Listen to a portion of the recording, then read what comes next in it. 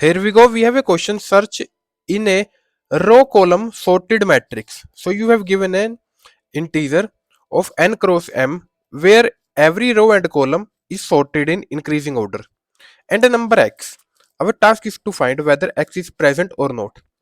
In this case, we have a matrix and we want to find 62. So 62 is not there in the matrix, so we need to return false.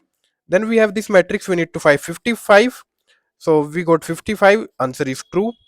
We go to this matrix, we need to find a 3, so 3 is present, so the answer is true. Now let's try to build the approach. The brute force will be to check each and every number, so the time complexity will be n cross m, but we can optimize it. So let's suppose we have a number as 94, so we want to find whether 94 is present or not. So let's start from here. So if we start from here, is it equal to 94? No, it is not equal to 94. So we have two choices, either this way or this way. So we have two paths. So this is not optimized. We don't know whether the answer is present here or the answer is present here. What if we start from this value? So before starting from this value, as we can verify, this is sorted, then this is sorted, means column are sorted or rows are sorted, then this column is sorted, this is sorted, and this is sorted. Now let's continue. Can we start from here? So 94 is not equal to this value, so we have two choices, either we can go this way or this way. So we know the these values, all the values below from this cell is greater than the current value.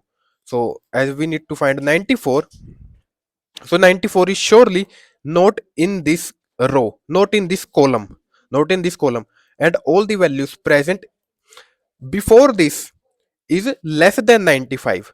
So we will go this side. Next we have 80. So is 94 equal to 80? No, all the values on this side is smaller than 80, all the values on bottom side is greater than 80, so we will go bottom side. Is it equal than 94? No, then all the values below is greater than 94, so greater than 112, greater than 112, but 94 is not greater than 112, it is smaller, so we will go on this side. Next, this cell, is it equal than 94? No, so we have two paths, either 94 is smaller than 47 or 94 is greater than 47. So 94 is greater, so we will go on this way. Then is it now we have this cell, is it equal than 94? Yes, means we have found one value. Now let's suppose instead of 94 we got 95.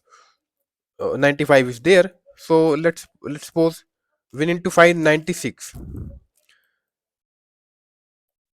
So 95 is not equal to 96. We go here 115. 96 is smaller than this.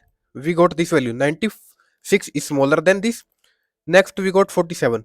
96 is greater than this. So we go on this way. 96 is greater than this value. So now we are out of the boundary. If we are out of the boundary, means value is not there. Else value can be found in this cells. So what's the starting point? Our I is 0 and j is m minus 1. And what is the condition? While I is less than n, because inside the loop we are increasing our I and decreasing our j as we are going on left hand side. So j must be greater than or equal to 0. And inside of this while loop we will check our condition. Now let's code this. We got n and m, we got our starting point. While this condition holds, we got our cell. If the value is equal, means answer is true. If value is greater, means the value is present on bottom side, so we will go downwards. Else value is smaller, so we will go on the left hand side. If we are outside of this, value is not found, So the answer is false. Now let's submit this. Now let's talk about time and space complexity.